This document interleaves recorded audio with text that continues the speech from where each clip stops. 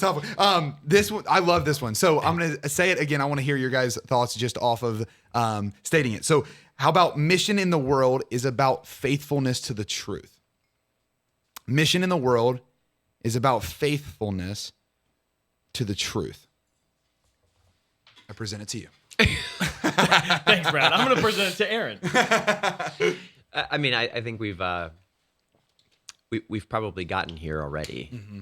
In reflection. I suppose it can be maybe a little more distinct in its presentation, but I think that the truth that my mind goes to when you present that topic is the truth that's buried in me. Right? There are some truths that are so important that Jesus has buried them in the human heart, so that we will not be satisfied by any other way.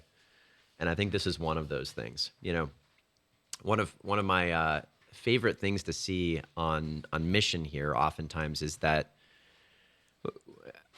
I don't know whether it's just us. I presume it's not. That when you work in the church and when you work for the sake of mission, that oftentimes we feel like in order to get good candidates, we really need to like scrape the bottom of the barrel to just convince people to give their lives away. And that's not the reality that we see. I mean, occasionally we've got to get some extra staff members or counselors in the door, and we got to go shake the bushes a little bit. But what's really beautiful and profound is when you see somebody who's living by all rights a very successful secular life, maybe even a successful professional life, and you in the midst of success or in the midst of accomplishing all those things that I've desired for my entire life, all of a sudden there's this moment where it's like, this isn't what I was made for, right? That I've actually got to step out of what the world would call success and what many in the church would call success, and step into a place where I can give my life away. Those are some of the most unique applications to see for our missionary program here at Damascus. Yeah, that's really good. You know, I'm not here because I was a mediocre musician and I wasn't making it on my own, so I need you to carry me. I'm here because I'm one of the best there is to offer. But I realize that I'm not going to be fulfilled outside of giving my life away. Yep. Or we've got people who are leaving like successful professional careers to come into a place of saying, hey, what's it look like to give my life? I'm 90% of the way through college, on my way to a degree. I'm hundreds of thousands of dollars in debt. What does it look like to press pause and to come and to give my life to mission? Right. Because I know that I'm made for something more.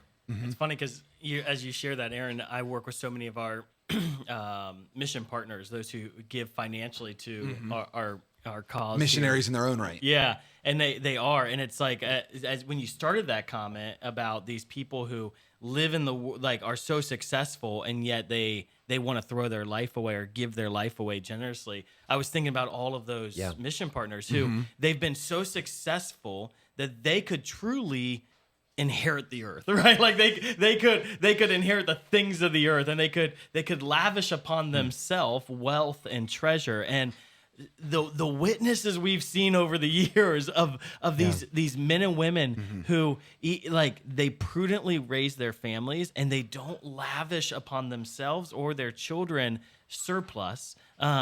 They don't indulge themselves in the comfort of the world, but instead they are lavishing their treasure upon the kingdom. And it's so humbling. Like our mission partners it's like they have reached success in the world, and yet they don't want their names on buildings, right? Like I have to ask them, like, how can we honor you? How can we honor you? How can we honor you? Because they only want to give and not receive. And it's so like I always I tell people when we onboard someone new in our fundraising community, I'm always like, man, our mission partners are my favorite people in the world, because you can peg them the moment you meet them. Because if I meet someone who loves the Lord deeply and is humble in their relationship with the Lord, I know they're going to be a great partner for us, because it's not about them, it's about this mission. And but to kind of go back to your original question, Brad, of it's about the truth as well. You see that in St. Paul so clearly. He plays out this dichotomy between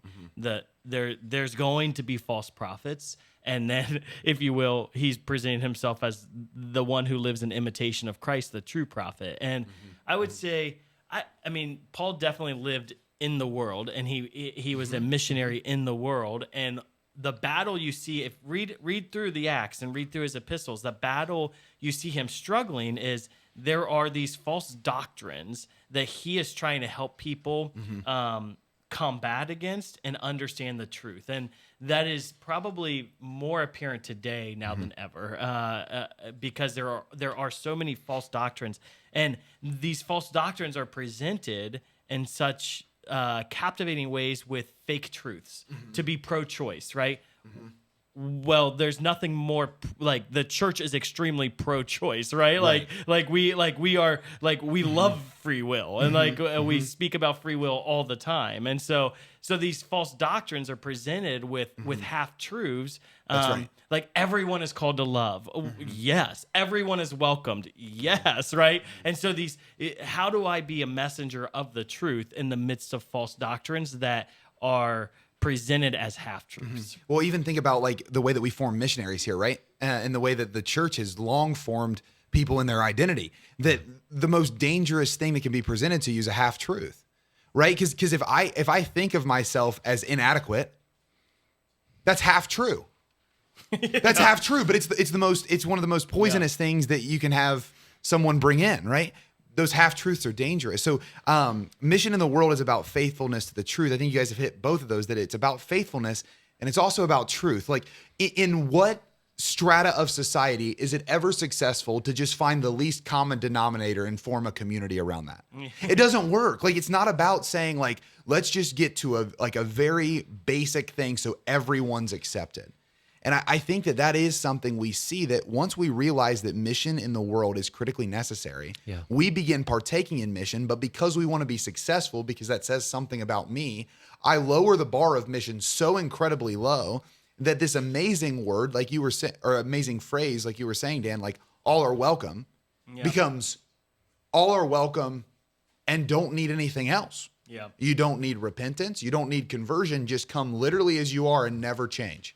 Like that's just not the gospel. No. But all of a sudden Throw that on a church sign. but that makes it right. But then that becomes what all are welcome means, which then we equate to success. Yeah. So again, I think that when we're talking mission, we need to be faithful to the Lord and to his call to love others. Yeah. But faithfulness and love without truth is not faithfulness or love. Well, and to make this about kind of what I'm discovering is that I can't go into every conversation knowing that I have I am the master of truth, right? And I think this is, you guys know me well, and I'm a very strong-willed, high-opinionated person. And so one of the good things about my life, you laugh because, but one of the good things about my life is I'm pretty unwavering in faith. But one of the hard things is I sometimes fill in the answers before listening. And so what I'm discovering is the more I present myself in the world as listening to people, it's actually, as you said, Aaron, it's making me, I'm seeing Christ in a way that I've never seen Christ before, that there are people, even if their mindset is completely of the world and they're not in the church, and if you will, their mindset is the quote liberal mindset. As I start talking to them, I'm discovering in their words truths that I can apply for greater truth to me. Yeah, and you can highlight it for them. And that what you're saying there is true. Yeah. It's how we work out that truth that we might have a difference in, right? But it's even like, what if I don't even bring an agenda? I actually come as the student, and I'm learning from you, even though you're totally different. Like, and I don't know. But I bet Mary Magdalene was like revealed something to Jesus. Not that Jesus needed revelation, but like the people he was associating with, it was filling him with compassion. Something was happening within him when he was with these people. And if I come into every conversation, if I'm at a bar and or I'm at work and I want to evangelize, like if I assume that my coworkers, because they don't go to church on Sunday, need the truth in their life, as opposed to realizing I've got something to give to them and they have something to give to me, I'm not going to be effective, I don't think.